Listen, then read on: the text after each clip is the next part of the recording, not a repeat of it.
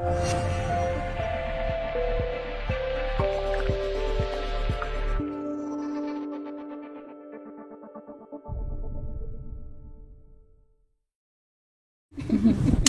there.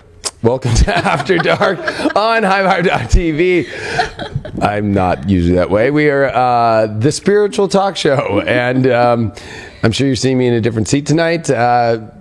Join us on HighVibe.tv for the amazing spiritual content that we have on there, and we love this show. This is where we have an open conversation, an open talk about spirituality with awesome guests, and to be honest with you, we have a lot of awesome guests tonight. To my very left of the screen, but right to me, we've got Dylan the Spirit Advisor. We got Sarah Posh to the right to me, left of you. We've got Jackson Vantage to the left of me, to the right of you, and we've got the one and only Abby Moneyhun, co-founder of HighVibe.tv. Oh, hell. I know, be careful. I don't really know where to start tonight's conversation, but I named this one Galactic Activation. I really feel that, I know some people might not just do astrology and stuff, but I just, Jupiter's coming to the galactic center point of astrology in its home sign, in its strongest position. So I think that we all don't know where we're going, but at the same time, I feel it's a huge galactic activation. I just wanted to open it up with it there, whoever wants to jump in.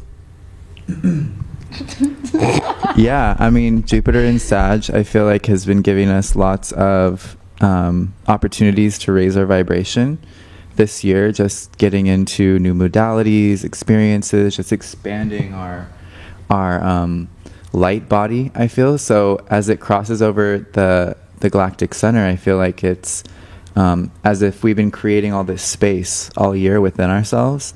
And this is where all the new codes come in to kind of find wherever they land within our energy matrix and kind of give us these activations that we're not expecting, I think is one of the coolest parts of it. Is we've been doing a lot of really personally focused work, especially in this retrograde so far, to just clear out old gunk and old distractions and old, or even maybe newer, not so old, but just things that are extra from our actual process, and yet the payoff, I use that word like every week, the payoff is soon to be had. So what do y'all think? Monopoly Man. Yeah, Monopoly Man's coming to town. Okay. I was totally thinking of this today in terms, the word payoff was actually coming because it's a Taurus full moon. I was thinking about how, because we're in Mercury retrograde, and Mars is sextiling Jupiter today on the full moon. And so there's this like payoff, but it's so big and so far forward that like Jupiter, Mars sextile, and Mercury's retrograde, we can't see it and we can't hear. We're like blind and we're deaf to it. And so right now we're just like, what is happening? Like nothing is happening, but I don't know what's happening. Something has to be happening. How is something not happening? And then I feel like when Mercury's going to go direct and come back through, I feel like we're going to see it. Mercury's going to sextile Saturn, trine Neptune, and be direct, and we're all going to be like, I get it now. Because we've adjusted our ability to perceive how big this could be. We've gotten enough space, activations created that we're actually ready for what's waiting for us right now. And it's already been delivered. It's just like it's going to wake up inside of us. And yes. But it is us. It's not anything separate, but it's just like a new faculty of being, It's a more So the alien baby premonition was true. It's been true all along, David, and it's about to come to a head, but it's going to be awesome. Your alien baby is actually you, I know. but the upgraded version of you. I know, we just sit here like, what? Alien noises. I know.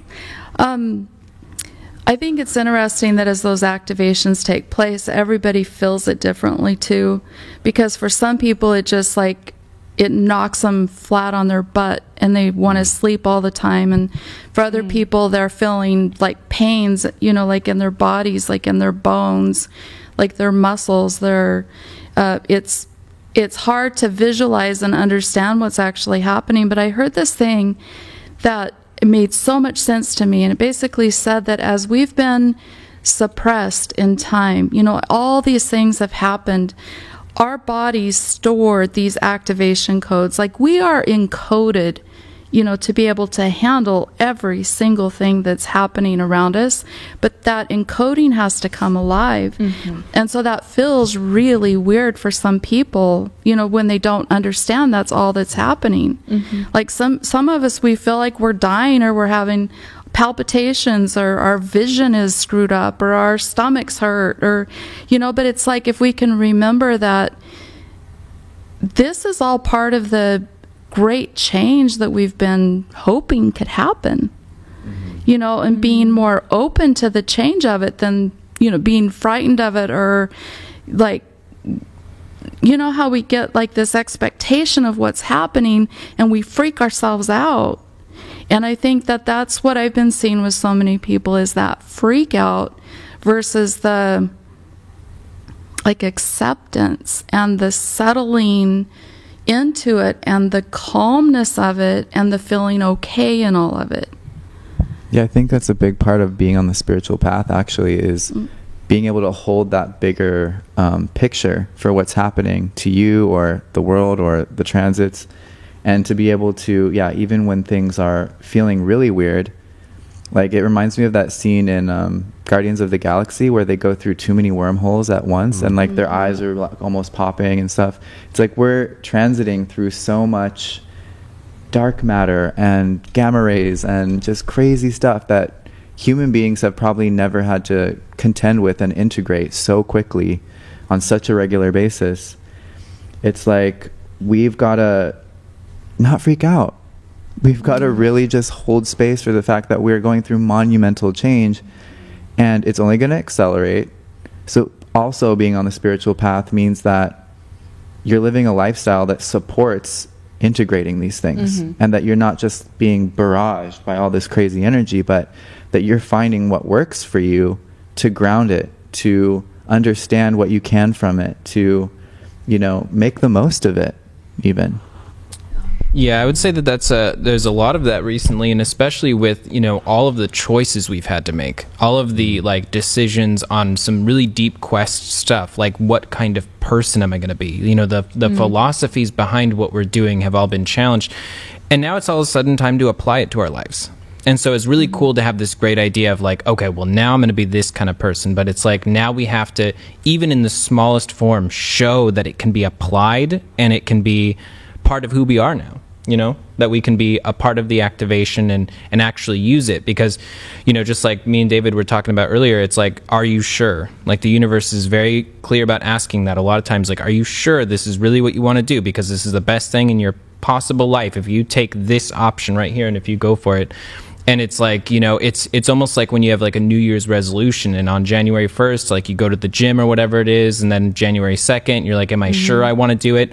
That's kind of where we're at, but we have to get to January 3rd where we say, I'm going to either apply this to my life or I'm not going to apply this to my life, you know? Yeah, I think it's interesting because it's been weird, the Schumann resonance for the Earth, right? Like today went off the charts.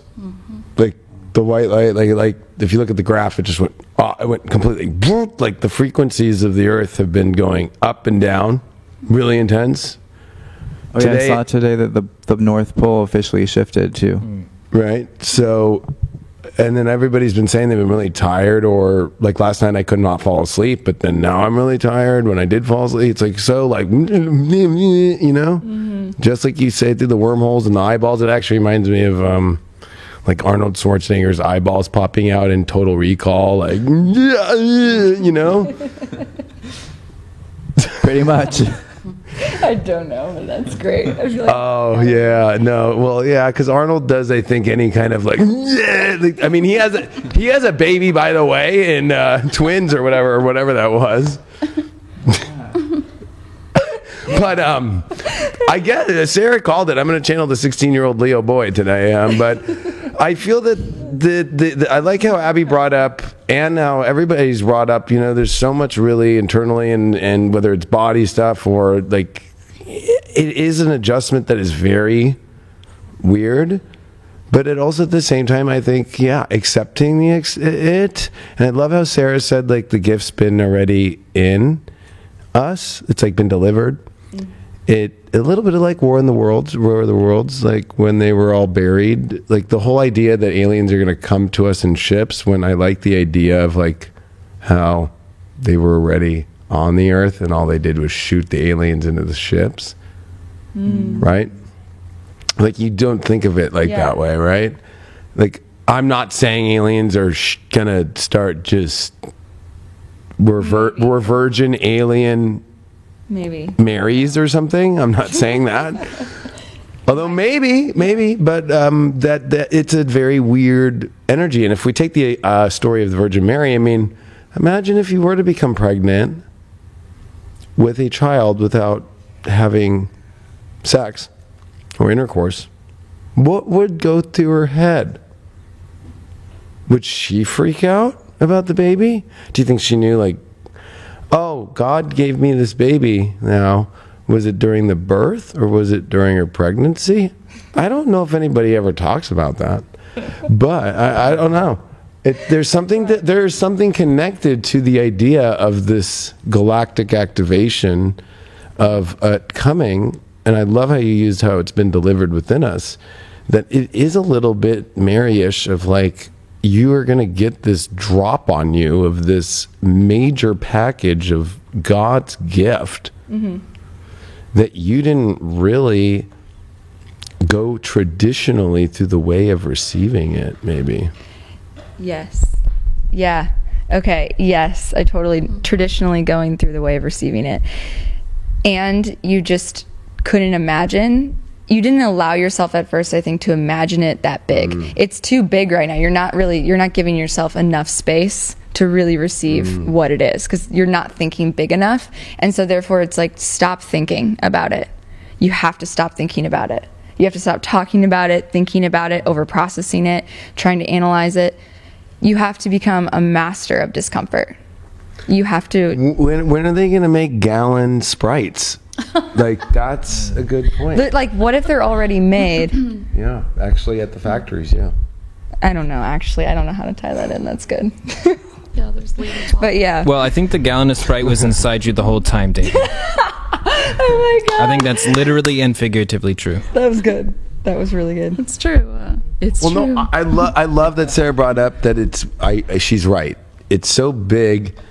There's a lot of us that I think it's an uncomfortable feeling it's a fear-based thing. I think Mercury retrograde in Scorpio is stupid fears, little fears, tiny fears. They're tiny now. We're on tiny fragments now of this beautiful door. So it's like, little by little, that's one thing about a Mercury retrograde. It's like, it's always a little tiny sand. I mean, and it was a Mercury eclipse. We just saw, like, I don't know if you guys saw the video footage of it, at the Cassini point, watching Mercury cross over the sun.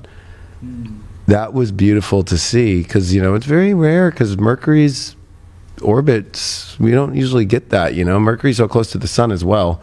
It's a very rare sight to see. And it's closest to the Earth.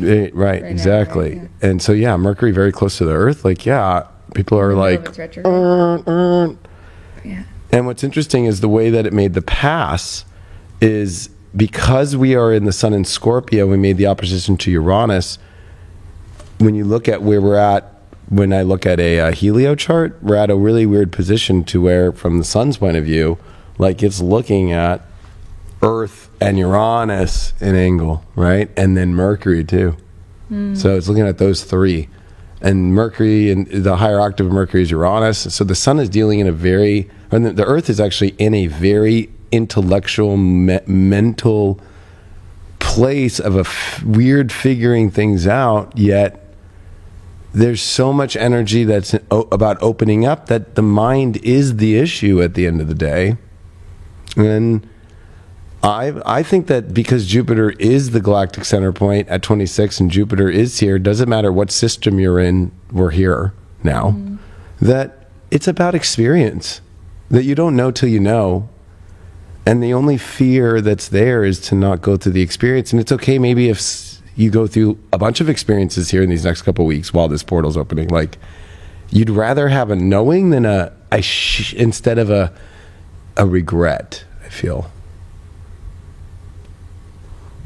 Yeah, and not forgetting like big concepts like love, you know, where we're just thinking about it. What is it? What's my gift? Where's my package? It's like, no, we're being invited into a broader sense of what it means to be human. And I think, that needs to be a part of the conversation, is like, what does this look like for people? You know, it's, what is the experience? Where is it taking them? What direction is life pulling us in? And I think it's really pulling the veils off who we think we are. And I think it's doing it on like a spiritual circuitry level with... Yes. I think it's doing it on that's when he said it's like the mind is functioning at a different rate or a different speed. It's like if you can choose which level of consciousness you're functioning at. And if you're functioning at a 5D level, if that's what you want to call it, a level of love, a level of unconditional love, or a level of joy, it's going to go a lot differently than if you're functioning at a level of, but those are feelings, right? Or a level of fear or anger. So those are feelings. So this is where Mercury retrograde in Scorpio is, when I say mastering discomfort, I mean learning how to sit in a feeling so that you can actually listen to what it's saying to you and you can tell where it's taking you based off where it's coming from. And that motivation that feeling's revealing to you gives you so much information about where you are and where you know you need to be before you're going to make a choice and move forward. And if you get there and then you make that choice and you move forward, it's clear, it's clean. You can feel it. You can feel it. And that's what this is about. You can't see it. You can't hear it. You can't read it. It's a felt knowing, moment to moment. And I would say off of both of those, the number one thing right now is when it comes to spirituality and spiritual experiences, are we figuring our way out through them or are we feeling them? Because I think for a lot of people, you know, the one thing I always hear is people who overthink and it gets in the way of like channeling or energy work or, you know, the psychic gift in general.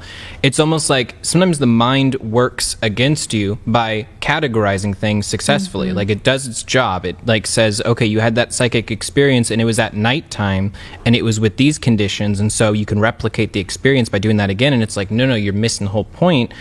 I'm supposed to feel it just like I did at that time. The energy doesn't operate off of like a weight system with how many books you've read on it. It operates off of the feeling and the intensity. And like, you know, that's what it feels to me like tonight is all about. Like it feels like the Taurus moon energy is basically like bring things into life, bring things into the physical. Like, you know, you don't have to just think about them. Like you have to physically do something with them. I think for me, it's been like a trick to learn the importance of the brain and to honor it, but also at the same time let it do its job. Because it's like for a human body, it has to have a computer to run it. You know, and that's what our mind is doing. And so it's really busy trying to predict what's going to happen in the future or think what's happened in the past. So it's, you know, like in this strong care mode.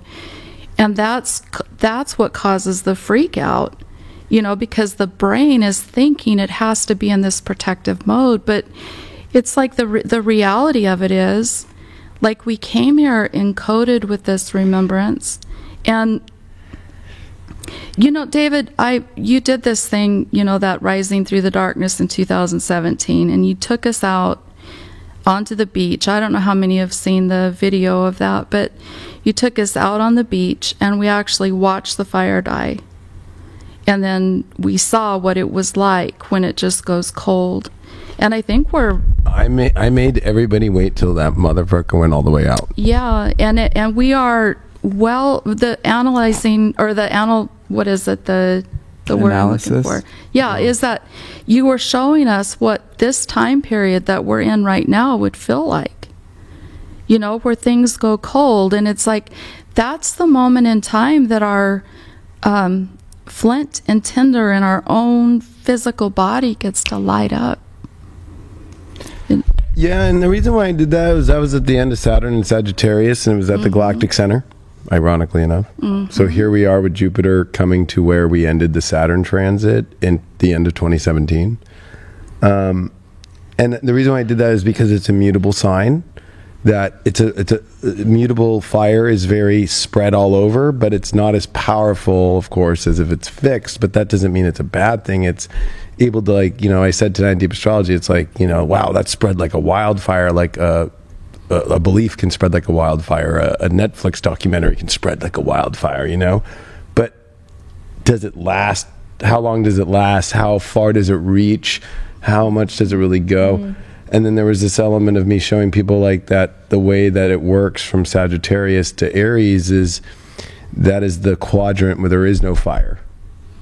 So every other quadrant, you start Aries with fire, you start Cancer with fire at the second sign, right? And then you go to the fall, and fire at least comes in Sag at the end, but you go through 3 signs in a row with no fire. And Saturn rules these quadrants the most because you get two signs right away with Saturn. So it's a time to where, it's like the fire comes out and you have to have that belief, that knowing, and that hope to get through Capricorn's treacherous, beautiful, magical trail. Believe it or not, it's magical. And then Aquarian's high up understandings of where things go and how to reconnect things, and you go through weird worlds up there because now you go into the ethers basically, and you have to still carry this knowing, this fire inside of yourself, and make sure that it has spread enough in your soul and out through the universe to where you have bits of it that you can remember and hold on to with warmth. Because until you get back to Aries, where it just cardinals and starts a new fire, it's a spark that comes really intense.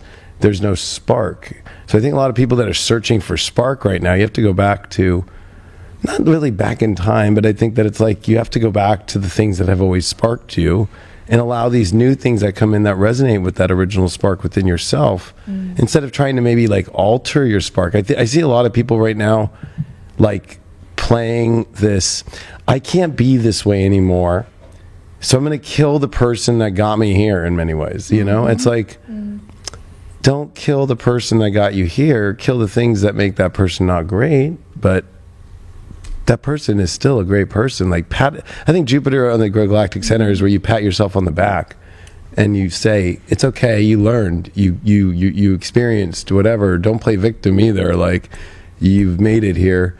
But like without that pat on the back to move forward into these zones, and if you go into negative belief structures right now, negative elements, and not feeling patted on the back in any way of yourself, and you start denying yourself and trying to say like I'm only going to be this way now and all that, it really can be detrimental, just for the fact that you got to remember that spark goes a long time, and we're about to go through a really deep shift physically, emotionally, and these are much more earth, water, like it's muddier. It's not, I hate to say it, but if you think about life right now, it's not very let's get on a yacht and just sit there and take videos of Instagram videos like on a yacht partying. Like, it's not that time. That's not what a galactic center energy is. I think, sure, Sag is amazing and it's a great party and of hope, but it's a serious one of a master's level. And a master's level knows it can have that party anytime that it wants, but it's choosing at this point now, with the way that the energies are at, that it's a serious time, but that the fun and the experience of the party is actually in stepping into this new realm that we've never experienced before. Because in this realm, maybe the idea of a yacht party is actually not a party anymore. Well, it's a rigorous time. I mean, we are being forced to feel our feelings because they are our next evolution of our navigation system as beings. So if we have, the hubbub and the normal rhythms of life just going as usual, we don't have the space, we don't have the silence, we don't have the peace, we don't have the, sometimes fear as motivation to tap in and be like, well, shoot, if nothing I'm used to is going to be my guidance anymore, I'm going to have to get real with what guidance is coming through me. And I'm going to have to let these perhaps scary or overwhelming feelings move through me so that I know where I stand in relationship to my greater being, because that's what these feelings are giving you. They're giving you blow by blow coordinates and real-time feedback about your progress towards your greatest spirit in this life.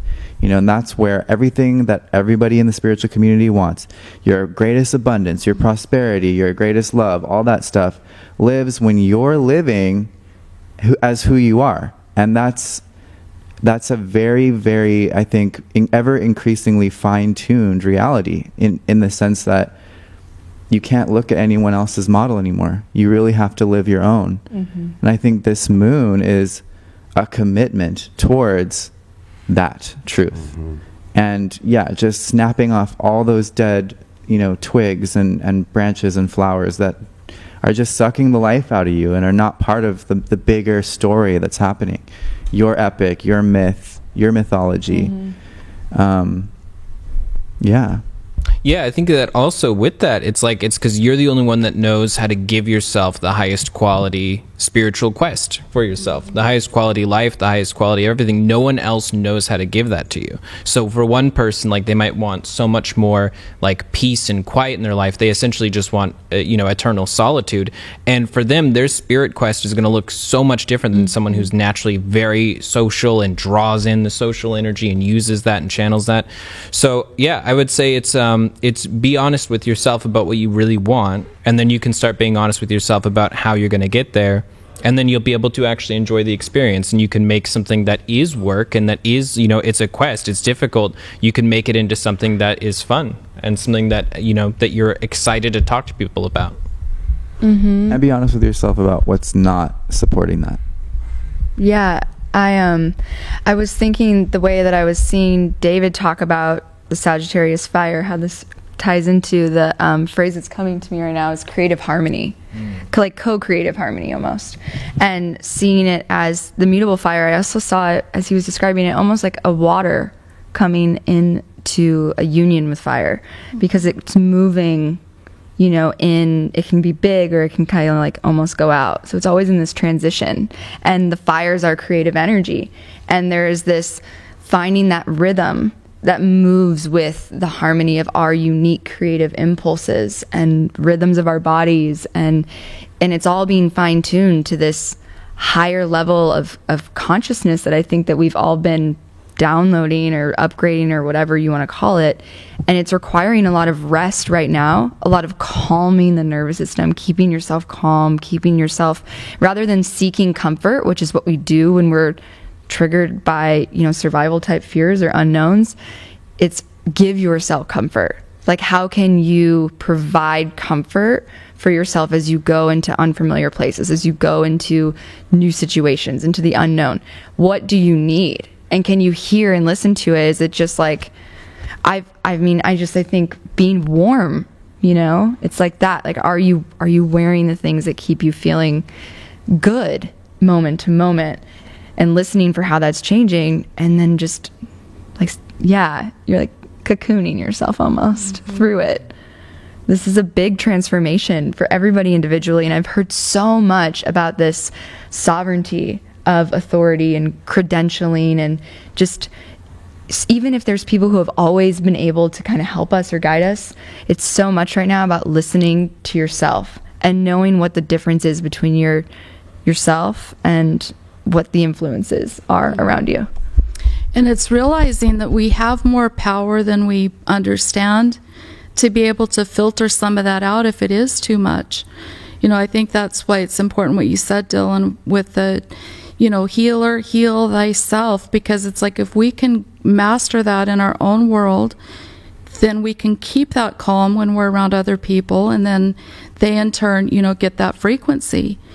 And I was talking to somebody yesterday, it was at the Spiritual Dance Music, and she was saying that she's having a really hard time, even leaving her house, because she doesn't want to be around that energy. And it's like, if you absolutely have to, be around other people's energy, like a good trick for that is like visualize like a computer has a filter on it, like a antivirus. And it's like, put that filter on, like let your guides know what your body is capable of handling. And it's like, you don't need to know everything that everybody else is feeling. Let them know that you like communicate with your guides what you're experiencing, so that they can help filter out all that information. Because if we're truly encoded to be able to handle this, then we have all the power that we need. And it's realizing how to use those tricks, rather than letting it overpower us and making us cower or making us hold back our energy levels, out of fear. And sometimes it takes being by yourself, to understand that, it takes that cocoon to understand the power that you have as an individual to handle it. That filtration system, though, I know so many people that's helped, because you still want to stay safe. You want to be notified of anything that's going to put you in harm's way, but we don't need to have information that is not beneficial to our own well-being where we stand on this planet right now. And if that means shutting off the news, if it means, not tuning into, like TV shows or things that bring up, negativity for us, like, it's just time to be guardians of our own energy levels, guardians of our own power. Absolutely. Yeah.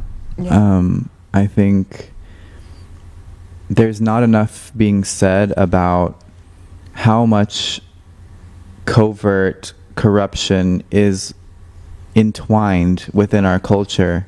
That is basically these systems. It's almost like, an irrigation system over crops sends water to all the different nooks and crannies to water all the crops, but it's like a reverse irrigation system where we're being kind of mined or harvested for our energy in ways that seem so normalized that we don't question it whatsoever. It just is like, that's actually a lot of the things that many people pursue or aspire to are actually just tracks that are integrated into our culture that take from us, and I posted on my story today about several different mediums through which we get, cell phones drain us of our focus. So in a sense, this self-control, and this scorpionic self-control, especially at this time, is like, activating us to pull back on what's vampiricizing our energy. Yeah, I would say that's so important to both what you and Abby are both saying. It's like when you start to tap into what you really know and the path that you're really on, you start to know when people should be your teacher and to what degree. And there's something clearly defined about that, something healthy about that. If you're going completely on your own, don't be surprised if you, kind of go insane a little bit. But if you, what I see a lot of times, though, is there's people who they'll have a spiritual mentor or a spiritual advisor of some kind, and they won't have a clearly defined goal at all. And so it's essentially like this person is sort of like constantly the authority figure in their life spiritually. And I don't think there's anything wrong with having a mentor. I would say having a mentor without a clearly defined goal is kind of dangerous, though, because then all of a sudden, like, you do a reading with them and they're saying like, well, my mentor said this would happen and this would happen, but I'm just kind of confused about this. And it's like, essentially like you're handing off ownership of your true choices in life to this spiritual mentor. And so it's important to find your balance, to find your balance between what you can educate yourself on and what someone else can educate you on. Right. Yeah, it's a lot like Neo has to listen to Morpheus finally, actually do it himself, right? Like, instead of like looking through, like, when he sees the oracle, like, oh, like, I'm not the one, like, no, you're the one, but he has to, like, and who's believing the whole time? Morpheus, So I think Jax brings up a great point in this community. There's a lot of these, like, well, my mentor says, like, it's like, yeah, you take that stuff and then you become a teacher yourself. And I liked how Jax brought up, like, we have to be very discerning on who is teaching us. as you guys were all sitting here, I got in a battle with some lady in the chat room and said, David, you're talking too much. Let other people speak. And I literally just wrote to her and I just said, you know what? Like, I'm not going to take it, to be honest with you, because, like, sure, I think that this is a time right now where it's like, personally, I feel like this is like, we are all stepping up into this. We're not here to tell other people what to do. And I think this Uranus and Taurus is everybody has all these other values and all this other stuff. And then they start to put ownership on things that aren't theirs, whether that's people, whether that's other situations. And it's that putting ownership on things outside of yourself right now, whether that's your opinion about something and owning that and wanting to stamp that opinion, you know, or whether that's like you look at an ex-partner and like, well, that was mine. Now they're with this. This is pulling everybody away from the real place where there's this galactic activation, right? That we're not here to tell everybody how to be and what to do. I think that's the big part of Jupiter and Sag is watch the magic happen in the way of the experience. Like people are way more smarter and they're way more in tune than I think a lot of people think, as far as like really like those that are awake and those that pay attention, they see what feels right to them and so forth. But it has to come from love, like at the very beginning. That really, I think that Dylan was saying at the beginning of this, like love is not like, I know that some people say love can sometimes be a little harsh or whatever, like tough love. But I think there's been enough tough love. I think that the universe is doing a good amount of tough love. I think that us as humans have done enough tough love. And I think that we're all at a point to where this is the pat on the back for each other and to help each other out, instead of just telling people what they should do or who they should be with or what they should be believing in and so forth. Like, this is a time to really see people for all they are and appreciate them, because gratitude is the best attitude for Jupiter. And I think that the galaxy's ultimate activation, I used Buzz Lightyear tonight as the activator, because Toy Story wouldn't be great without Buzz Lightyear in it. Like, there was something about him and giving them that to infinity and beyond, that I don't see Buzz Lightyear ever coming into somebody's life and not giving love or excitement. And Zeus is the ruler of Jupiter, and Zeus gives the power. And this is a time where Zeus gives power, and Zeus likes to reward people. And he rewarded the gods, you know, for their services and duties and what they learned and so forth. And we all have to step into that inner Zeus energy within ourselves. Going back to Buzz Lightyear for a second, you know, in that movie, they actually portray both the good and the scary side of change. That's what the idea of Buzz Lightyear being there is. Essentially, he's the new age of whatever, you know, he's the modern or the scientific era, and he's rising up. And so we love the character and we fall in love with the character over the course of the movie. And we understand that change is necessary and it brings goodness. But we also understand that the natural fear that, you know, the Woody character feels seeing Buzz Lightyear. And that's kind of where we're at right now. Like, if we're going to be that version of ourselves we want to be in 10 years, like, we're going to have to be kind of terrified and look at the mirror and see that future self and say, like, this is how I start, you know, moving on that journey. I forgot about that part, that he was so nervous that Buzz Lightyear was the new toy that was all exciting and had all the bells and whistles, and he was just this ratty old cowboy from like the old Toy Story. That's, I guess, where they get the whole thing of Toy Story, probably. I want to bring back up the chat, because it's easy to focus on the one negative person that's in there, but I'm usually sitting in the chat, like conversing with all these people. And there are so many people out there, like right now, that are nothing but love and positivity that don't get acknowledged enough. I mean, I've seen that happen a lot.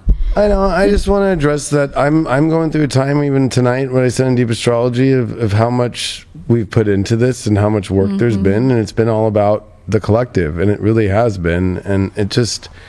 You know what? I'm just going to own my value. Like, no, I'm sorry. I'm I'm not sitting here and trying to own the talking, like, and I'm not here to call that person out, but like, let's start spreading love instead of just like, what's the point in watching and telling people how to do things?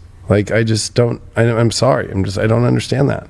Yeah, it's really, really easy to be judgy and, dramatic and combative and just slap a big stamp on someone's forehead of what they're doing wrong. And that is in no way, shape, or form what it means to be spiritual either. And I think this is a really important topic, especially on a forum like this, of what does it even mean to be spiritual in this community where so many people are lost, truly lost, and angry and frustrated because of it, and they feel like they've been misled because we've had those interactions with people, not about us, but just about their experience. And I think, yeah, if that's what you're doing in your spiritual community is self-aggrandizement by minimizing someone else or feeling like you have the right to be an authority for someone else, that's an illusion. So yeah. I was also going to say, because this week, this has been a big theme for me, this teacher-student thing, not just this week, I feel like for the last month or so.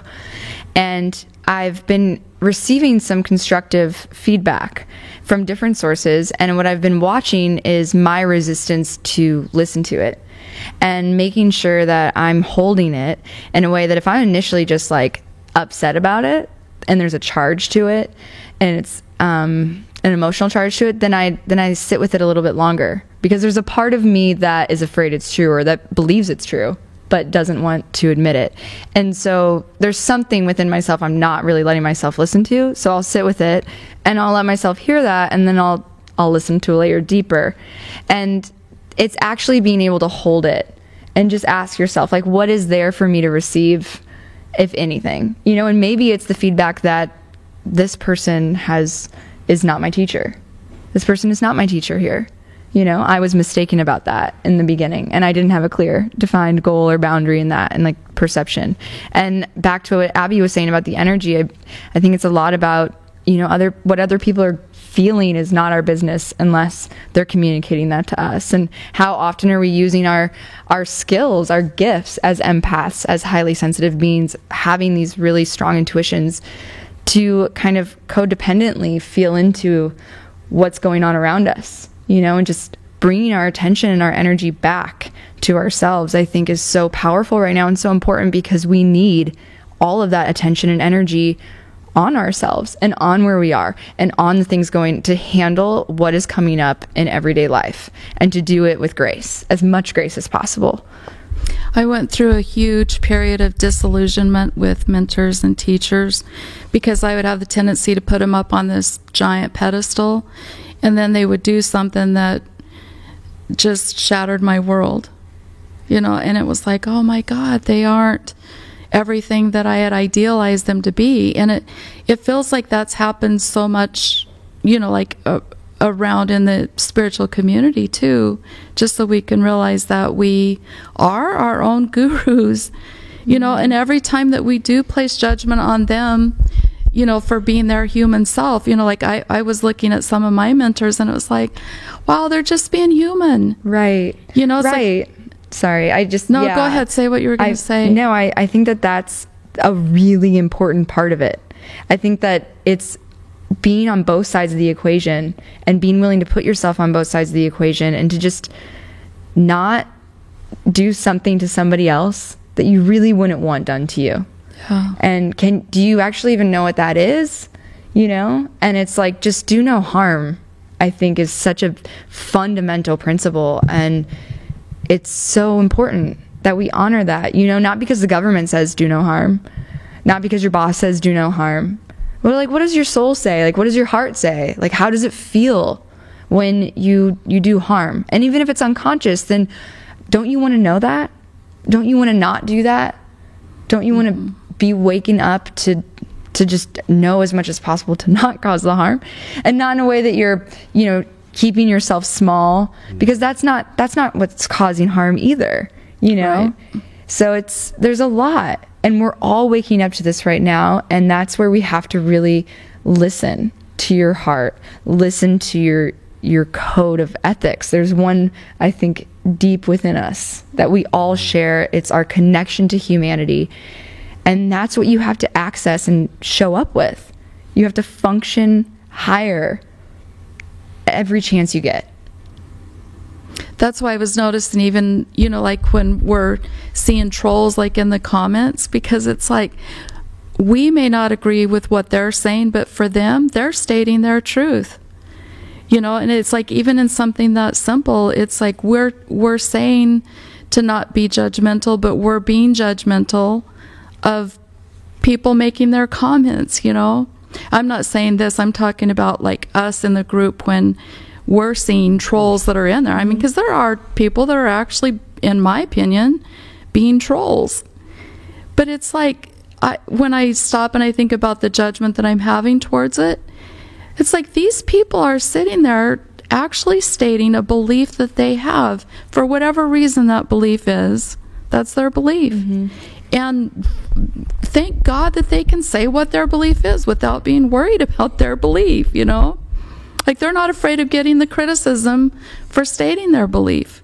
And something about that acceptance of it disempowers any resistance. Yeah, it neutralizes it.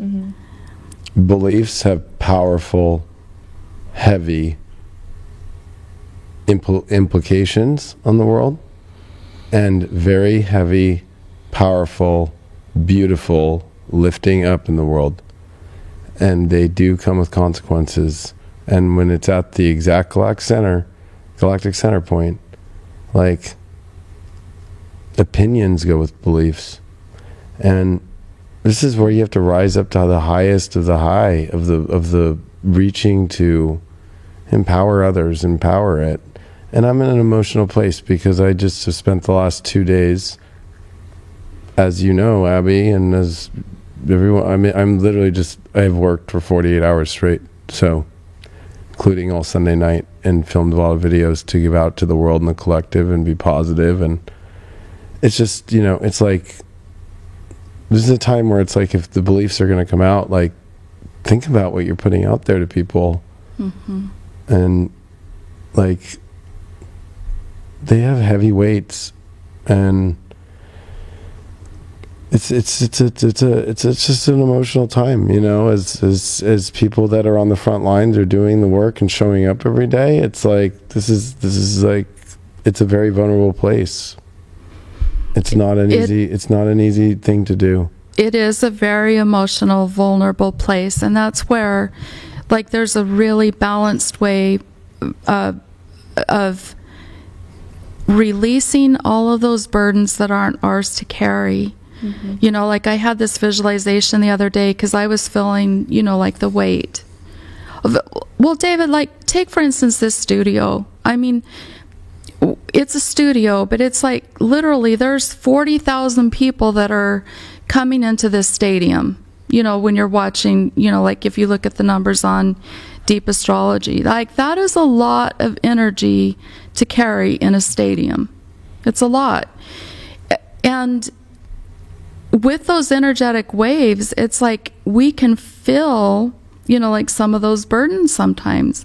But this visualization came to me where it was just like, every single person that came into my mind during a meditation, what I would do is just visualize that I was taking them and setting them right here where they could be like in their own little piece of soil, and they're firmly planted, and they've got the energy from heavens above and earth below coming through them, so they're fine. The next person would come up. So it's like, let's plant them over here. Let's just take off all of these burdens that we're carrying gently. It's not like we're lopping them off and cutting cords and like doing it in a rash way, but it's like we're actually able, like, if we're really going to be stabilizing this energy, we're actually able to carry this energy within ourselves without carrying all the weights of everybody else.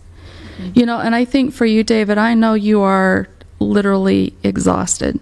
I mean, and it's not just from it's not no sleeping. coincidence It's sitting like, in the middle of everybody because I even Right. said I needed everyone's energy. Like I've carried the football all the way to the galactic center of Jupiter. yeah, that is honestly, I know that this has been a very, very, Like every day. So I'm just, I gave myself to finally go in the chat after doing the show for like 4 months and to be there and have fun, and I'm saying fun things in the chat and just to read just like that. I'm just gonna be real. Like we're talking about emotion. Like I'm not afraid to express my emotion. A lot of people say like, don't give your energy to this, and I agree, but at the same time I'm somebody who also is teaching through a higher source of understanding. Like, are you really that's what your message is?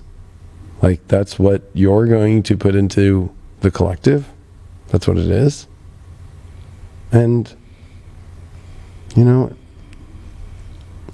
and I just feel like it's like a very weird time of like where this is going to dig really deep, that I think all light workers right now have pushed just as hard as me and then everybody else to get to this place, and we're all tired. And we all have really pushed everything. I can't even open my eyes. Like I'm literally just in pure channel and emotion. And this is where the dark's going to come through people. I'm not trying to say that person in the chat is dark. I'm just trying to say that the dark works in mysterious ways. And they're going to try and stop this. And they're going to try and get people to back out. And they're going to try and people to not walk through this door, which this door was already embedded in us, but we can not accept the gift. We can find ways to self-sabotage, I think, the gift and the codes and the way that things are, to not sync by totally getting lost into some of this stuff. So I'm just a hard liner when something just is not. I will drop a Scorpio bomb on people, like, that's how I rock. And I just am. I'm not angry. I'm not mad. I'm more emotional. I'm more sad. And today, at the end of my deep astrology, I was worried, and I even said it. I just said, "There's the most beautiful energies coming right now, and I'm worried that a lot of people won't access it because of their fears or their insecurities or their abilities to be putting it into something else as small as that, and as divisive as that, and as negative as that." And it's just, to me, the biggest waste of the biggest galactic alignment that comes around. I've noticed we can only really go to that place of doing harm if we're out of touch with this. yeah. Your heart. And if you happen to catch yourself in that mode, that's a signpost for you, because nowadays we're taking responsibility for our spiritual maturity and our conduct in the world and the effect of our actions. So bring it back to that.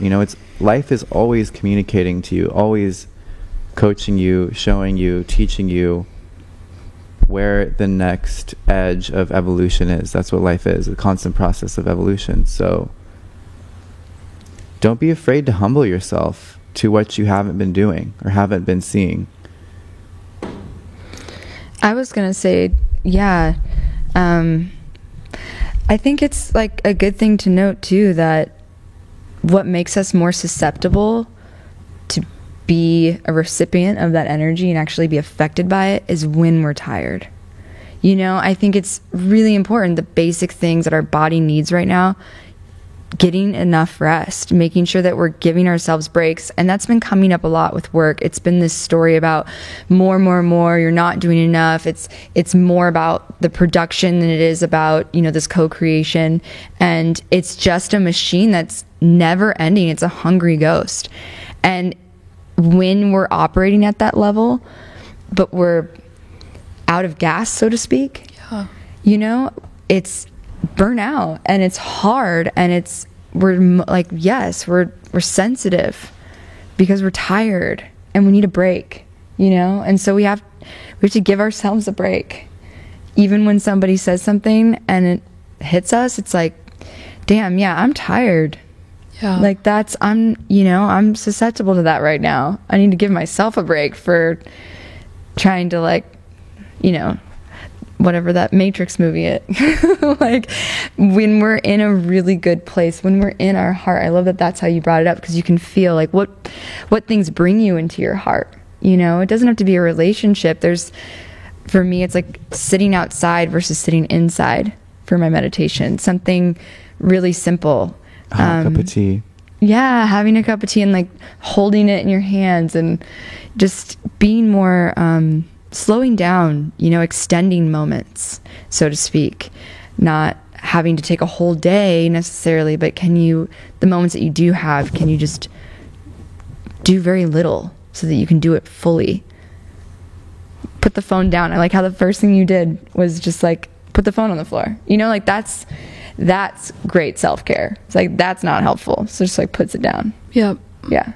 And I think what David is going through is what a lot of the, like messengers have been going through. Like, look, even in the olden days when the messenger would come on the horse, it's like they ride, and they give the message, and then they drop. But it's like, for you, David, or for anybody else that's been in that messenger role,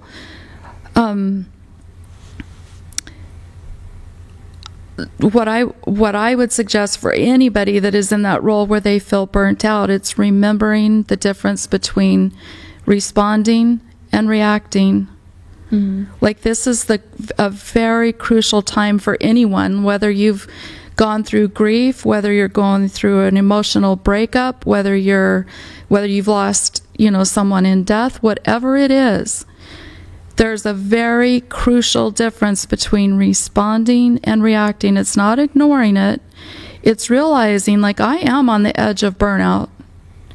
And so my response to that is going to be, I am going to give myself like a little time out to recuperate. Mm-hmm. I'm not going to ignore everything that is. I'm going to give the bare minimum as my message right now, and I'm going to take a little, reprieve. And there's nothing wrong, with taking the reprieve. Entrepreneurs are going through this majorly right now too, because a lot of the people that have done, they're doing YouTube videos all the time and they're not getting monetization.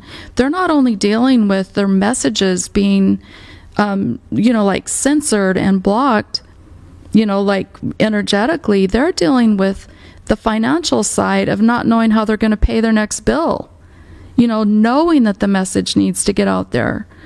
Like, there is a tremendous weight, and I think that has to be like acknowledged and appreciated and honored within yourself, but realize, like, your spinal column, everybody that is in that position, our spinal column is a wand of energy. And it is there for us to pull on. I mean, by activating the energy from the heavens above to go ahead and connect through to the earth below. And that's the remembrance. I mean, as long as we've got that wand connected, we can make it through. It's like when you were in boot camp and they're pushing you to the final degree of your body. Like, how did you keep on running? How did you keep on swimming? Because everybody in boot camp, you support each other. So if we're supporting... Right?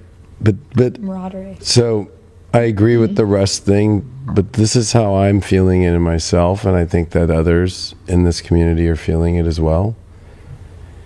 As I was saying tonight, as I came in here to Abby about the holidays, that I'm not doing the holidays with my family this year.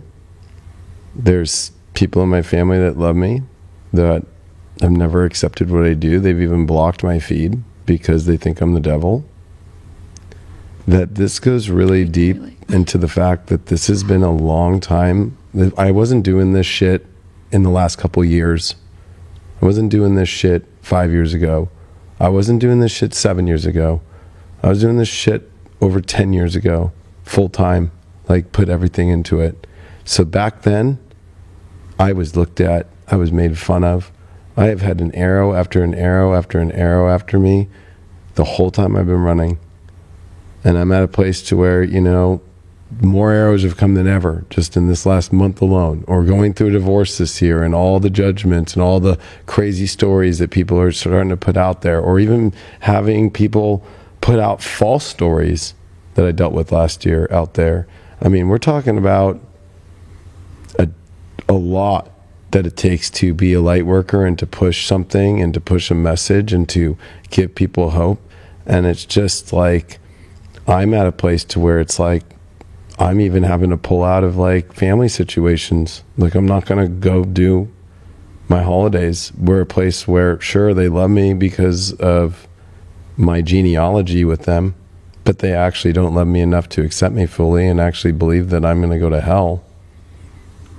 And sitting at the table and looking over the other side, and when anybody brings up, because I happen to have made a lot of attention in my life, the look on their face and the way that they don't want to talk about it, or they can't talk about it, or my cousins can't talk about it because of the beliefs and what I've gotten from it.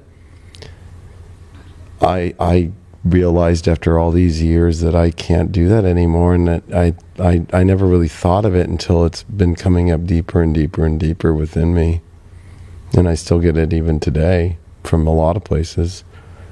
And to me, it's not so much about the work and how much the content. It's the dealing with a world that is out to get you, is out to judge you, is out to push you down. And I've been pretty good about pushing through a lot of it, but I'm at a place to where I'm realizing that, you know what, it's just going to always come at me, but I'm just at a place to where it's like, you know what, I'm going to just start making moves in my life where if you're going to come after me that way, like, I'm sorry, it's just goodbye. Well, what helps with me with this is like, because I have the same thing with family. It's changing. I've noticed it's changing with family, which is really great, but it's still there. There's always going to be people who are going to have an opinion on one of either side. One side is praise, which I know, there's so many people who follow you and get so much from you, like gain so much. You give so many people so much hope and guidance and just entertainment. I don't want to make this about me. No, but it's not just about you. Yeah, I'm saying that others are going totally. I'm saying this situation though is such a perfect, this is what's happening. And the other side of that is the people who aren't cheering you on, the people who aren't getting you, the people who are sometimes like straight out resisting you and trying to stop you, like telling you don't do what you're doing. You can have this praise and blame, and it's only when you're willing to disengage from both. It's when we're not attached and needing and desiring and like trying to gain the praise and the approval. We don't need that because it's within ourselves, and it's like, fuck it. Like, I do this because I love this. That's why you do this, or that's why we are who we are.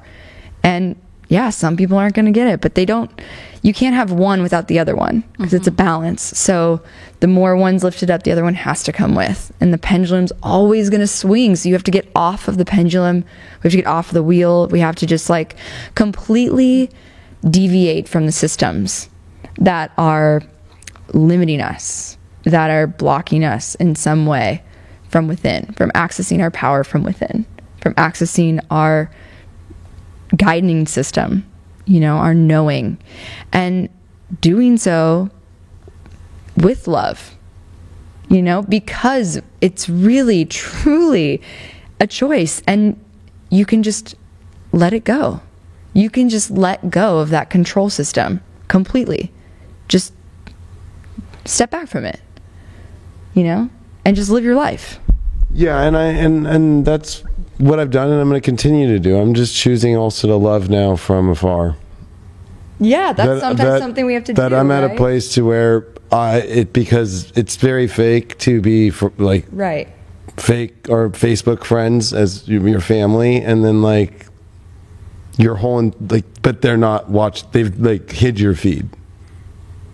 Like why? Like let's be genuine. Like exactly. Like let's be genuine. Let's be genuine that like when like an uncle asked me something, or when I brought the magazine out and it was right, the holidays, like wouldn't even like divert the conversation or don't, you know what I mean? Like, but you're supposed to be there. And I'm not even trying. I'm not even bringing it up. Like it's not even about me. It's like, so I can't even be myself at a place that's surrounded by. And how am I going to do this work if the surroundings around me at the table, like how I'm surrounded around you right now, to answer Abby's question, how did I get through boot camp? And what boot camp teaches you is everybody's on the same team, and everybody, we don't get into religion, we don't get into any of that. We just are all about the unification of being an American, servant for bringing peace and freedom and protecting the country. And we all help each other out through brotherhood and sisterhood and all that shit. So like, I'm at a place to where if it's not like that, like if it's like, it's like fake to me. It's fake. Yeah.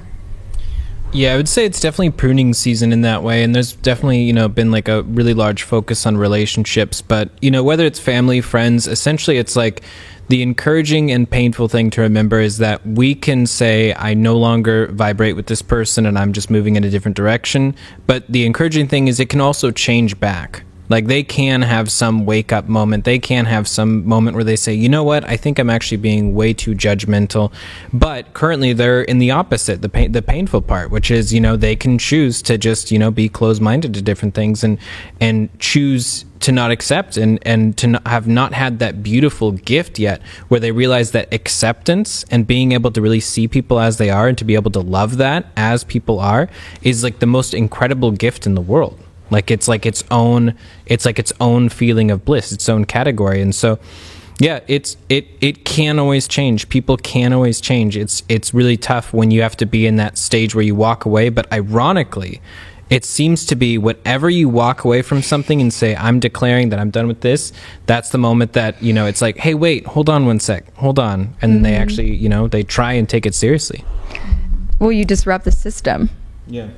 It's kind of funny because Jax and I were both raised Jehovah's Witnesses like that, and in Jehovah's Witnesses, in that religion, you don't celebrate the holidays. And then if you leave that religion, you're the one that's ostracized, from having contact with anybody in the family.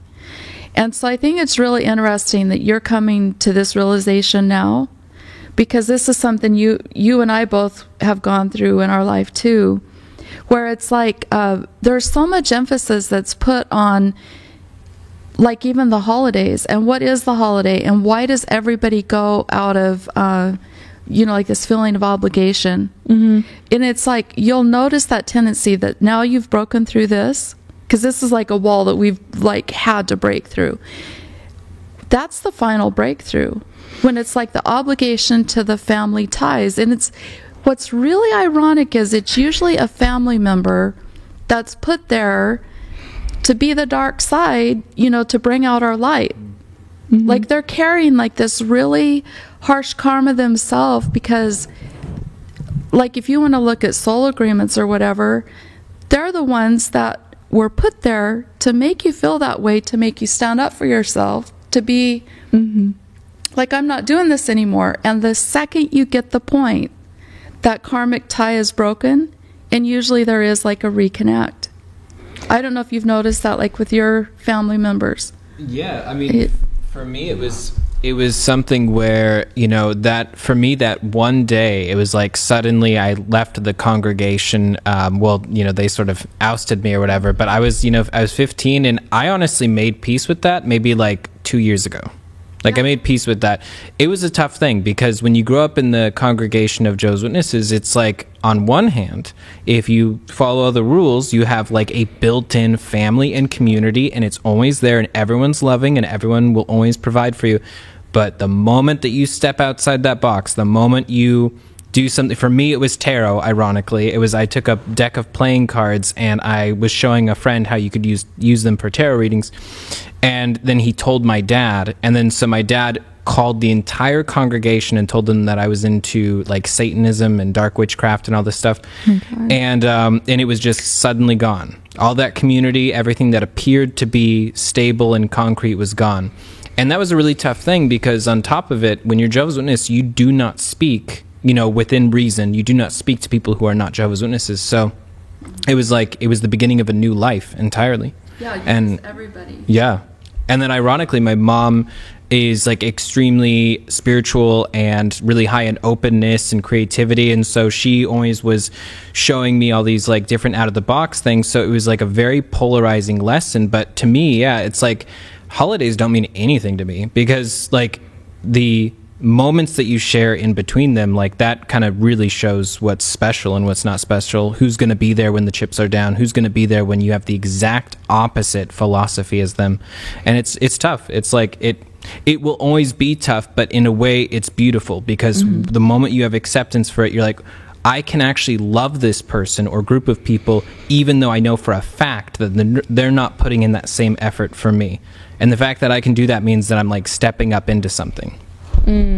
Yeah, and it's really interesting, because I also was thinking, why does one person in this, one-sided relational kind of splitting, why does one person get so upset as if they like hanging out with the other person, like as if they're so interested in knowing more about this person, as if this person isn't here, for F's sake, like this is ruined, because that's my favorite part about this.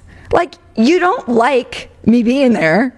Like, when we hang out, it doesn't seem to be a mutual benefit. And so why, when I decide to not come back, is that suddenly such a problem?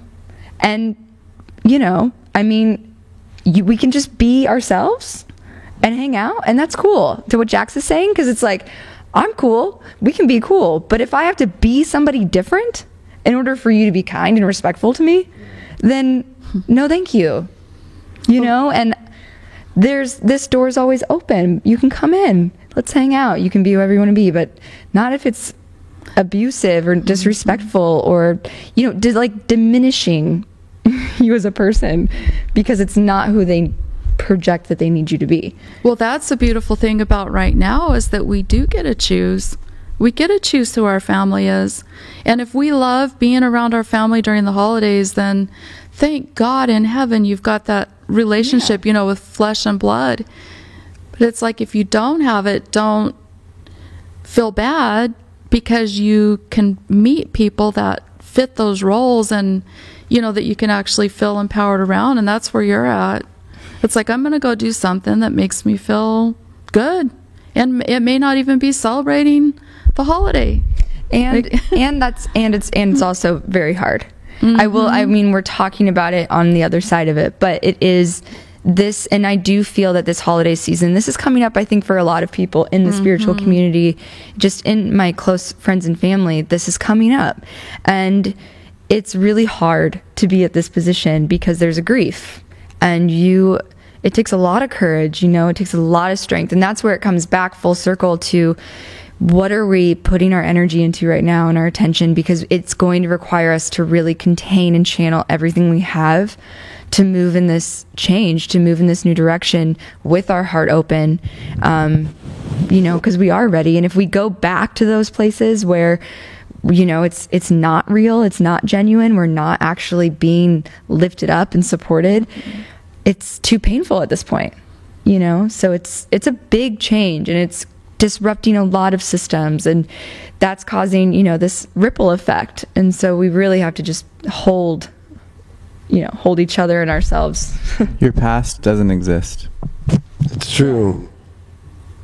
And I actually went, it's me going back to the situation again, because when I was 18, I went to boot camp. It was during Christmas, so I was gone. The following year, I was in prison for getting kicked out of the military.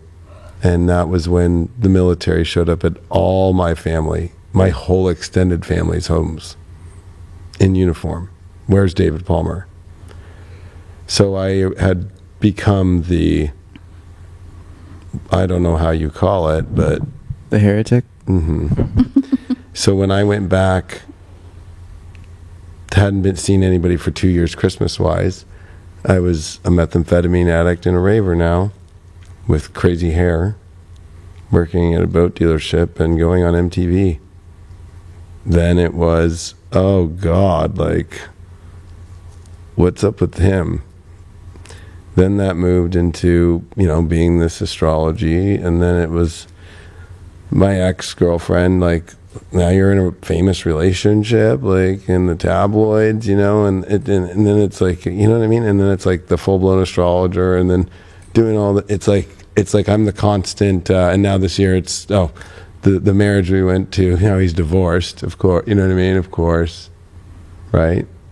It's a lot of life. Mixing with that, I won't even look at your life because you're an astrologer, but I'll act like I'm interested for a second and shift the whole entire conversation, not even go into it because I'm not allowed to, And I feel that if you feel like you are required to do a holiday, that feeling of like obligated, and that's in yourself, it is liberating when you realize that, like maybe it's holding you back. Like I'm realizing that this galactic shift is like, I'm not going to let anything hold me back. Like I don't feel obligated to do any of that.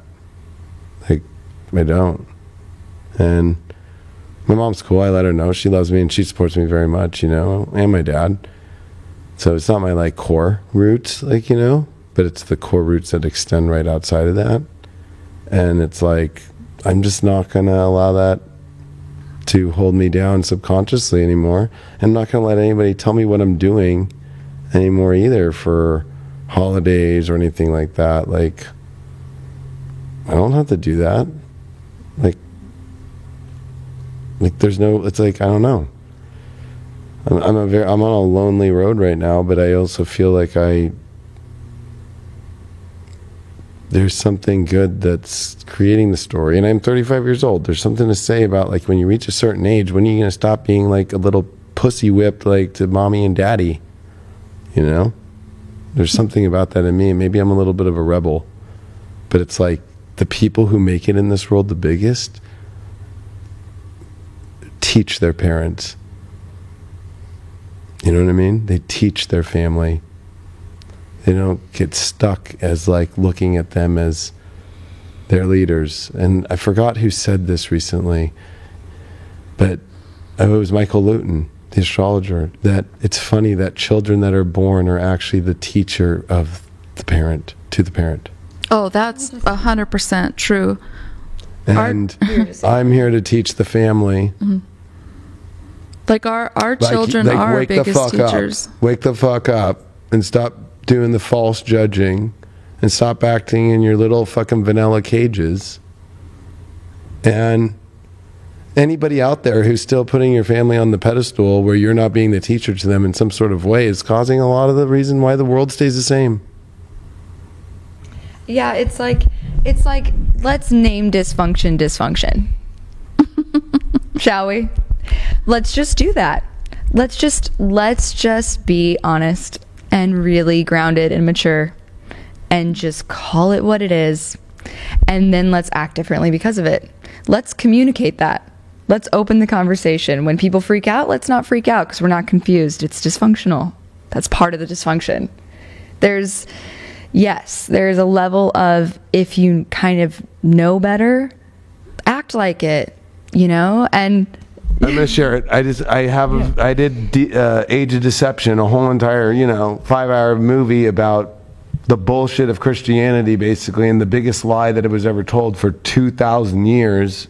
And there I am in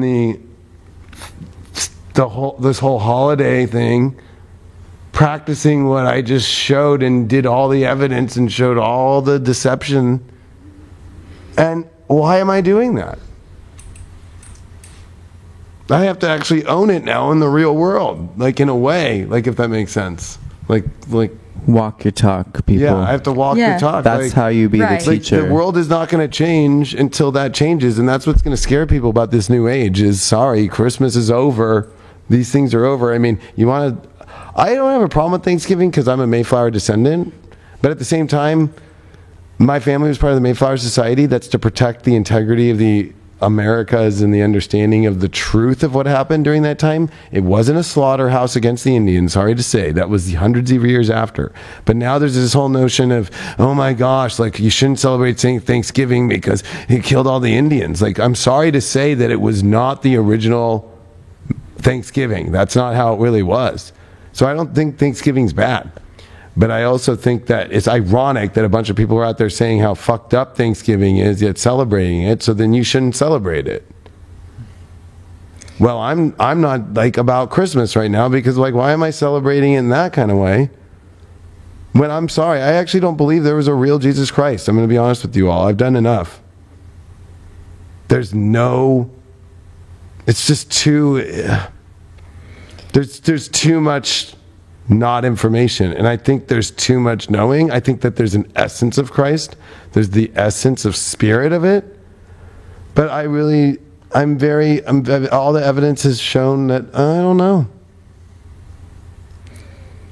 and I'm not afraid to say that I really believe it's a story, and it was the greatest deception ever told.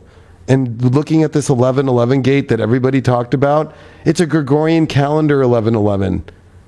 If you go run charts from like pre-1500s, they're going to say JC. They're going to say Julian calendar. And the degrees are going to be off from the dates of what you see. So when you run a Julian calendar, it's not the same chart as what it is fucking as in the Gregorian. So you have to start to realize that time has distorted people, and the stories are so far back along, and they've been changed and they've been altered, and that nobody has that evidence there. That again, when it comes to this whole Jupiter at the Galactic Center, I mean, it's like, when are people going to really continue to buy that fucking story? Well, I think, if I can, I think I've been thinking about this in the terms of, yeah, it's almost like we can't, the storytelling stopped in a way, or it got interfered with. And so now we're reliving the stories that we will tell our children, who will live the stories to tell our grandchildren. And we're restarting the lineages. We're restarting the stories right now. And not to take away from any of the old stories, but it's giving them the potential that is originally there. So whatever mythos or archetypes or stories or religion or anything that you follow, it's like bringing the diamond back from it. And it's through the experience, it's through applying it. And that's the Sagittarius way, is it's, sure, have a teacher, have a religion, have a guru, whatever, but always test the methods, like for yourself. Always receive what resonates, and then always test it. Like if it doesn't work, don't do it. You know? I want to say this one line. It's like Horus got jacked. Jesus jacked Horus's story. One.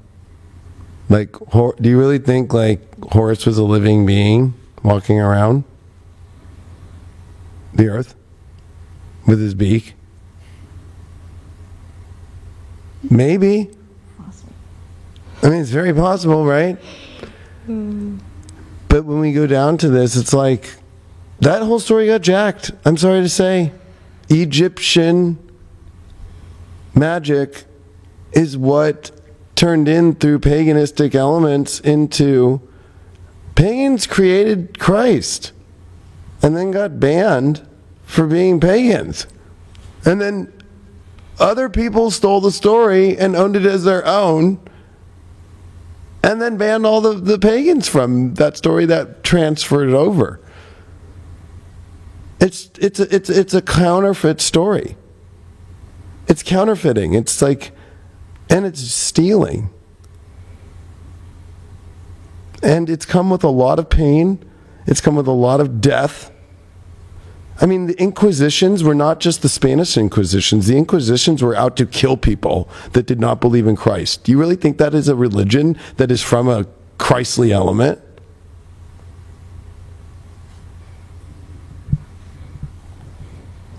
I'm just at the point to where we are at the galactic moment, and I'm moving into the doorway where I'm going to show people the fucking truth. And The door is there now open. It has already been received.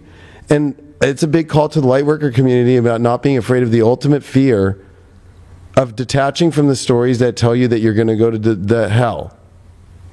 That fear has not left the collective consciousness. That fear has not left the collective consciousness of the lightworker community fully.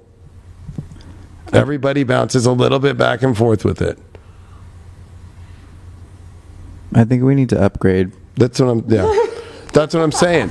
Is that every 2,000 years society upgrades.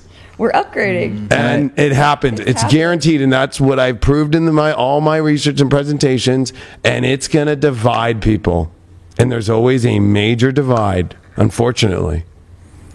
Well, and that's why we need to upgrade from being light workers, because I feel like light workers, that feels a bit janitorial. I know. I always thought that too. It's just a common name. I always say light leaders. I think we're light warriors now. Yeah. And I think it's also time to rewrite what it means to be a warrior, because it's not something destructive. It's not a scary use of force. It's not obsessive force. It's having really fucking good boundaries and knowing exactly where you stand and knowing exactly why you're doing what you're doing and where you're coming from when you're doing it, and checking in with yourself every day and having a practice and maybe a lineage and maybe a belief system, but at least a practice to keep you in check with who you really want to be. And if that's not there in this time, then you are going to, society is going to be mopping the floor with you. And we can't afford that. We can't be losing our ranks and our vibration because we're sloppy. So we need to get better at this. We need to upgrade. Yep. It's like we've been driving like in a little roundabout, and it's time to finally just like whip out of it and go straight. And I think it's like, I think what's happened too is like, if the whole Jesus thing is just a story, or all these stories are just metaphors, the interesting thing is a lot of people, when they're going through their spiritual awakening, feel like they were Jesus reincarnate, right? And this is coming from, or they'll feel like they're the Virgin Mary reincarnate. And what's happening is that's why they call it Christ consciousness, whether he really walked the earth or not. The consciousness is there of love. And the interesting thing is that we all, as we're going through that ascension, feel that expanded consciousness. And we have to feel that in order to have enough love for ourselves, in order to be able to pour it out to other people. So whether it's a story that was created for us to get the message, or whether it was an actual thing that happened, like we don't know. We won't ever know. That's why I want to say it's a story, because look at today, right? Like, I attach with the Camelot story and the Holy Grail story, and it's a story. And even though they go to England right now and they find some clues of like Excalibur, but it's kind of like it's not the Disneyland version. It's just like it's not this grand like Camelot place. Like, it's like we found a sword and embedded in some rock, and it's like a piece of shit sword. You know what I mean? Like, okay, it's like there, but in real life it would have been like maybe, or I don't know if there was really the Lady of the Lake coming across the lake, and all these things, right? But I'm able to go in my past lives and connect that I was in that story, believe it or not, like that I can actually that I can see where people in the spiritual world, they can channel that. But when you have like the biggest story ever told right now, that you get enough people to ratchet it in and kill you if you don't believe it, guess what that does to the psyche? It is embedded so deep into people that the question of even if he existed as a real person or not is the most triggering thing for most people. And then it's like there's so much backup of, if you do go against that, then you are evil. You're working with evil. If you go into the tools of divination at all that do with actually connecting to source higher than ever, then you are evil, and that you're being tricked. That is so deep into the psyche right now. I mean, it's like China and how they're dealing with communism, right? Like, you hear this story, you're not allowed to watch this, you're not allowed to be on Facebook, you're going to hear from our leader, you're going to hear from our thing, and that's the way life. Or Kim Jong-un, right? Like, you can't watch movies, you can't hear stories. Like, you only hear, like, Kim Jong-un and his old father, who's actually laying in a fucking corpse in a glass case, dead, still in it, on display in North Korea. That all you watch is North Korean, like, propaganda, like, world. That happened for thousands of years to Western people. That's where your energy is being harvested right now, also, with what you're taught to believe is beautiful or desirable or powerful or rich. You know, all of that is designed to keep us in our little hamster wheel and not seeing the greater aspect of our consciousness. But the cool part is we're living now, so, you know, the gods essentially are bringing it crashing down. And the mythology is being freed. You know, so the same archetype that, you know, was a Jesus that was the representative of an organization that pillaged and destroyed and conquered and ruthlessly annihilated sacred knowledge. You know, that same archetype can, now be reborn through every person. And lock it up and stole it.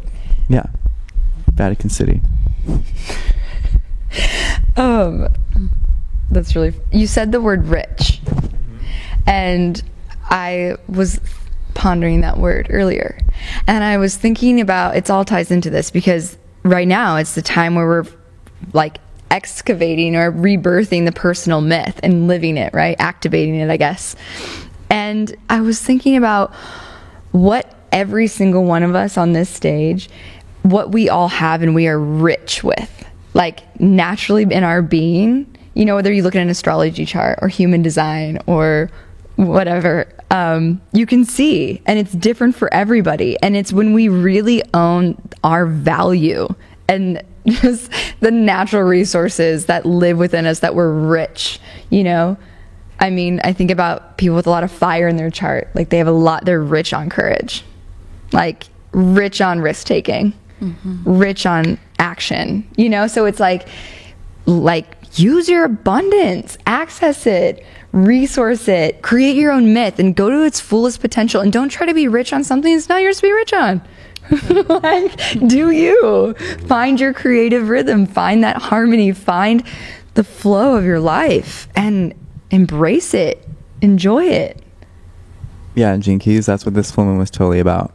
It's like finding that divine simplicity that only is yours, though. It's not just a generalized, homogenized simplicity. Just no cookie one cutter. like you. It's very true. It's all in your freedom from any interference that you find your simplicity. And when we can give ourselves permission to just live there and stay there and cultivate that simplicity, then everything you touch turns to gold. Metaphorically or literally, depending on your gifts. The crazy thing too is that the whole Christianity thing is really big in the United States, but it's like if you look at a map of the world, it's like 3/4 of the world, that's not what runs their belief system. You know, like it's really interesting to look at the belief systems of Buddha or of whatever was, you know, like the historical marker for the time. And this part where we're at, like in the Galactic Code, is all about the timelessness of everything, you know, and collecting all of those stories and then turning it into our own story. You know, it's like when you watch Cinderella, when I watched Cinderella, you know, it's like I visualize myself as the little Cinderella. You know, when you watch Toy Story, which character we all define with a character. And so it's like all these beautiful stories have been told so that we can pick and pull from inside of ourselves, like, who do we want to be? You know, what energy do we want to carry? And there's that little voice that's on the inside that's it's been whispering for a really long time, and then we would suppress it and be like, no, that's not, like we're thinking too grandiose, or we're, being too huge, too, it's not humble. But now it's time for all of us just to actually own those whisperings, and go ahead and let it activate. And if your truth is a really strong truth, to not be afraid to just go ahead and speak it. Like I was talking to Anne before she left, and she was talking about how do you like activate your throat, to the point that you can go ahead and just speak your voice. And it's like there is something so powerful about even just like holding your hand over your heart and over your throat, and then moving that hand up to your head and like letting it connect, and actually realize that when you say your truth, like nobody does anything. I mean, they actually respect you more for saying your truth. I love that you bring up the characters and stories, and I think we all use them as props up to find ourselves. But then at one point, when do you leave that as the prop up, right? Mm-hmm. You got to ditch your training wheels eventually. Yes, and it's funny. I say that all the time right now. The training wheels are off. Training wheels are off. So I look at it like this. Like I'm going to use Doreen Virtue for example, right? So like, because her channel is out promoting just like scripture. And she's like just going backwards and backwards from where she went. But it's really been interesting because it's like, the idea is that like if you go outside of the scripture, then you're just dealing in a world of just hell basically, and demons and all this stuff. But there's something to say about not going into the full world, like just going into this safe little cubby that actually is not the world. And using the prop of the character as this is the only safe space, but really you're really going nowhere. Like you're just doing the same thing every day. You're living, you're not even seeking the world anymore. It feels like a cage is on my head when I think of that. Yes. Just like, and that's, the world is going to have darkness and light, and you're going to have to go into that. And there are going to be times when you're on the trail when they might go, hey, and jump on you or however.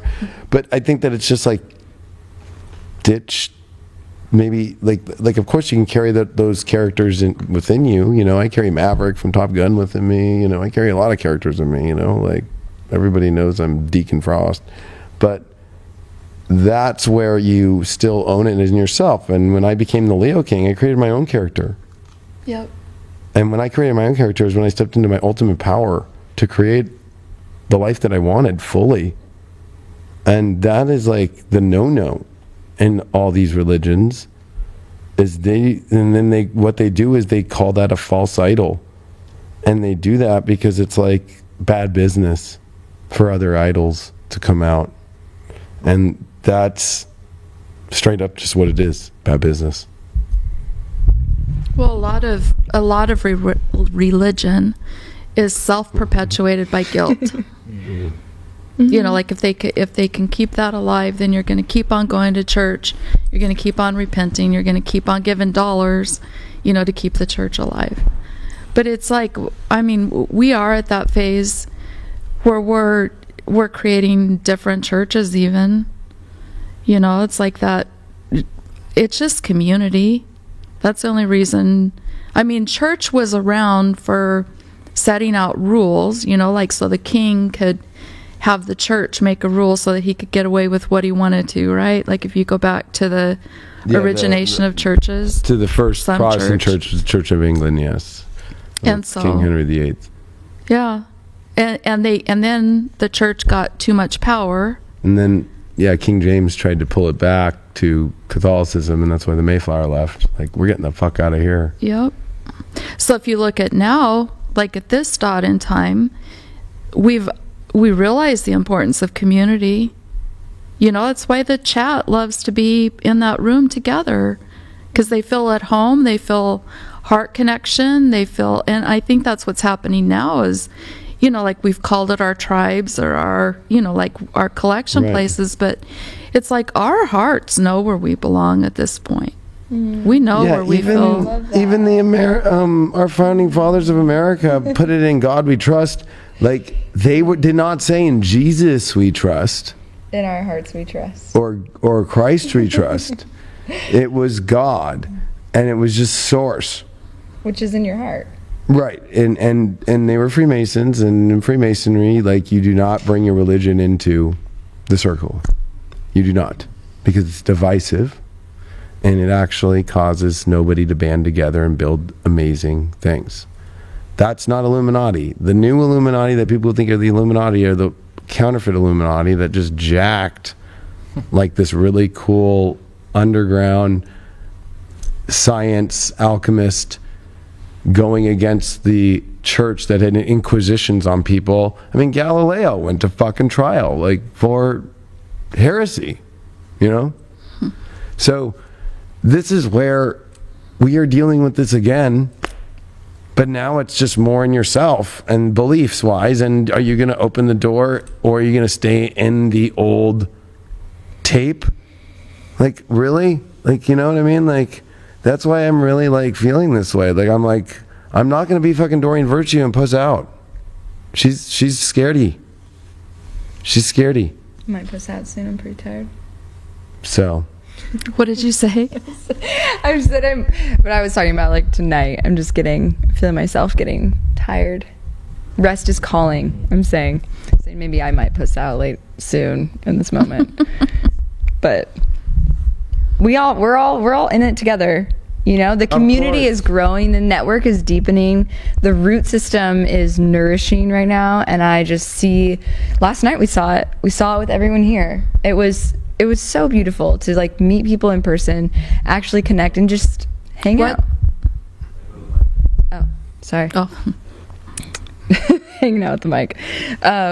Yeah, so I feel like, you know, lean on yourself, lean on the belief systems that lift you up, you know, and lean on the people that are, well, not lean on, but reach out, receive support, give support when you can. We take turns. That's what we do. We take turns, you know?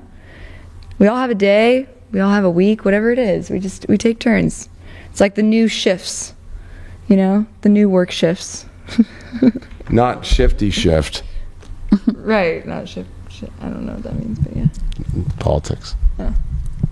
Yeah, no shifty shit, please. Yeah. Just light, integrity. I mean, darkness too. You know, it's a huge power source.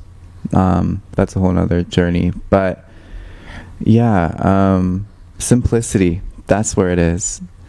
This is your time to commit to your true God-given simplicity. What makes you the most fertile, the most powerful, the most clear? You know what doesn't do that.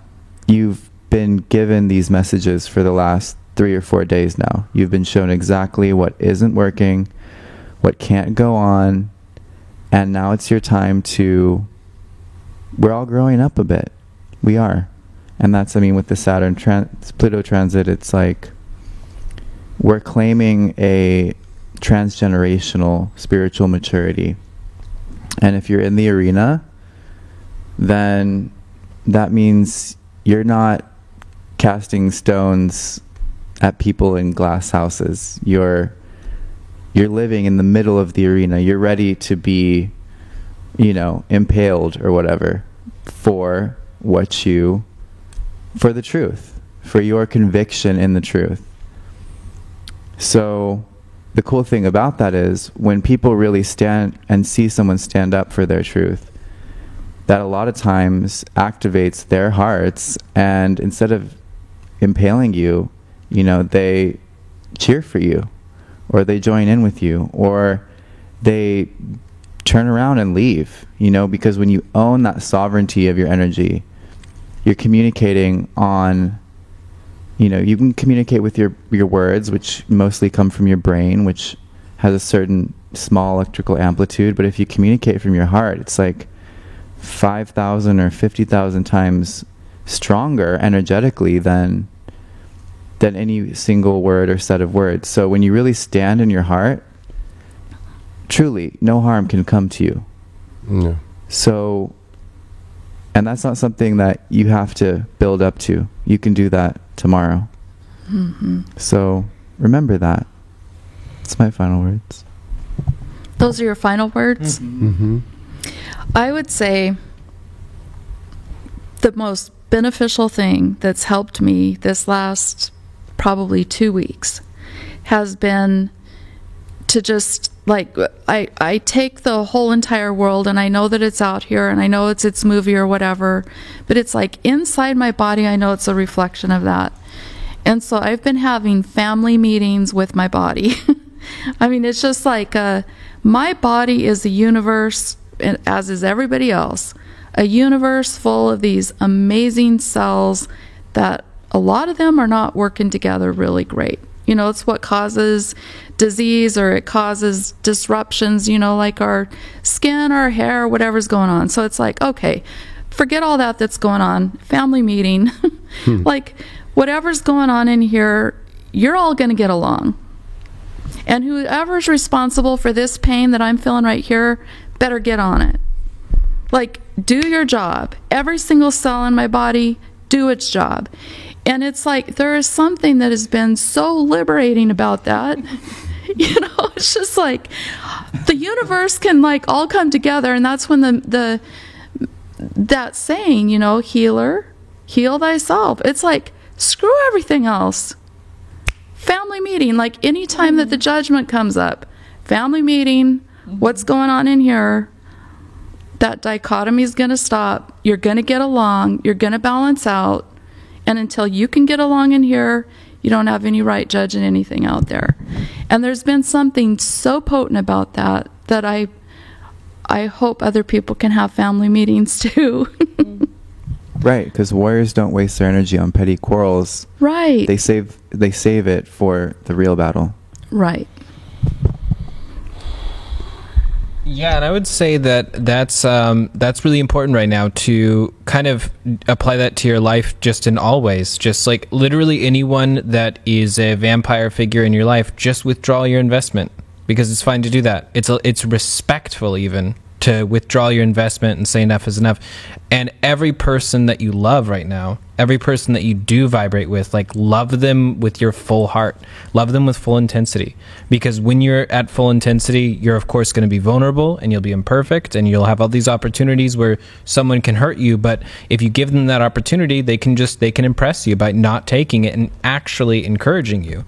Like, that's what it feels like the last month has been all about, is just people taking the opportunity to help out when it would be so much easier to cut you down, or you leave yourself open for that. So it's like, you know, be brave, because then you won't need to be brave. Like, that's what it feels like right now. Yeah.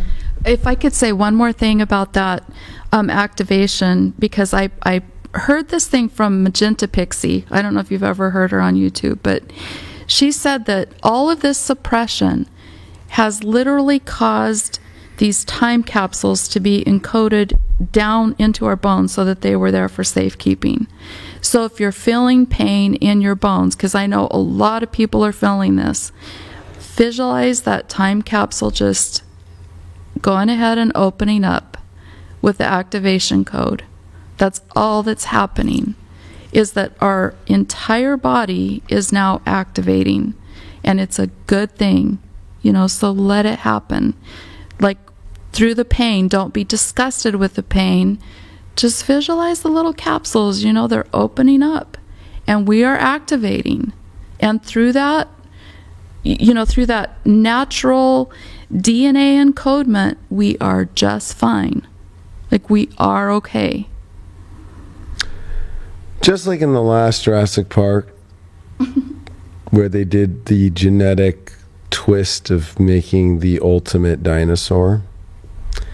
You can get all those codes, but you still got to break out of the fucking cage. And I loved the analogy that Dylan went. I think he didn't go all the way because he was being respectful. There's like something to say about, there is something about people that are gonna,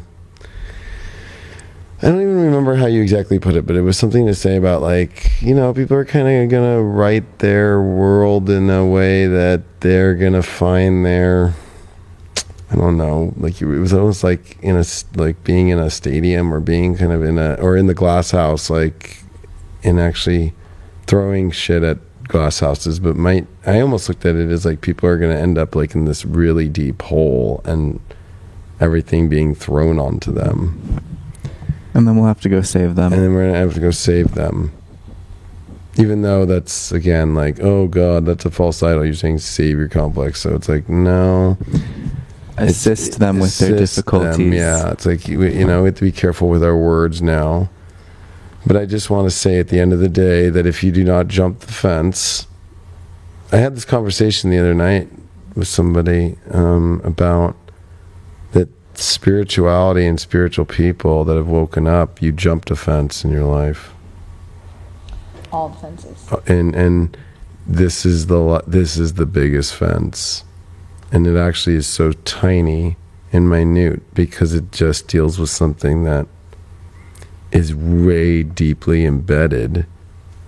To activate this last major big codes that Abby's talking about, you also have to let go of some of it's going to be a flop. You're going to have to let go of the original core basis of what built the whole system. So if y'all remember DOS but that came out before Windows, you had to go through DOS to open up Windows.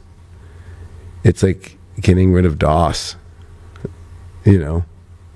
like you don't see DOS. You can run DOS on Windows, but Windows now found a way to use boots and so forth without having to go through DOS. Remember the old days? You go and it would show your memory and all that shit through DOS, and then it would load up through DOS Windows. So actually what was holding Windows up in the old days was DOS. DOS does not hold up Windows anymore. So are you going to continue to take these new activations but still run it off DOS? Because it's not going to run in 64-bit, which is what, if you see in computers, there's 32-bit and 64-bit. That's a double leap, but like we're going in a quantum leap. The quantum computer is out now, technically. Actually, Google just announced it 3 weeks ago. That means this reality is about to go insane because we're about to go quantum. And they've predicted it 10 years ago, and CERN's about to do some crazy new experiments. And I believe that the portal that's coming up now is the next one that we had in 2012. I believe that we have shifted in a Mandela effect. And I've said this last week, and I really do believe that we did actually shift into another dimension in 2012. And I think that we're about to shift into another one. And I do not want people to miss this dimensional boat because this one's a good one, or it could be a terrible one. Thanks for watching High Vibe. Sweet dreams. It is still Scorpio, and the moon has just come into Gemini, so... Stay strong, warriors. Yep. See you next week. Make good choices. Yeah.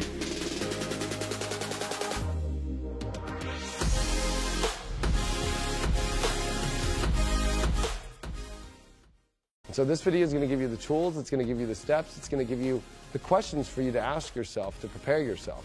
It's going to give you my opinions on what best course of action to take. And you can take it or you can leave it or you can take parts of it or none of it. To me, as long as you're willing to listen, as long as you're willing to hear me and take it in and ask those questions, do you want to be in it or not? Like that's what the call is. And that is, I think, the deepest part of this energy is when people start going, I want the energy to go back to normal. You want the energy to go back to where you don't have to participate in anything anymore. And you just want to go sit back and watch the whole show. And guess what? The universe is giving you that opportunity here as the build up to 2020. But do you really want that in your life? Is that really, but I'm not saying, maybe I'm saying that because I'm somebody who feels that I don't want it, I don't want that. So I can't judge you for being in that space. But I can tell you from an astrological point of view that sure, it might feel more comfortable to be in that space, but there is going to be something of not being fulfilled.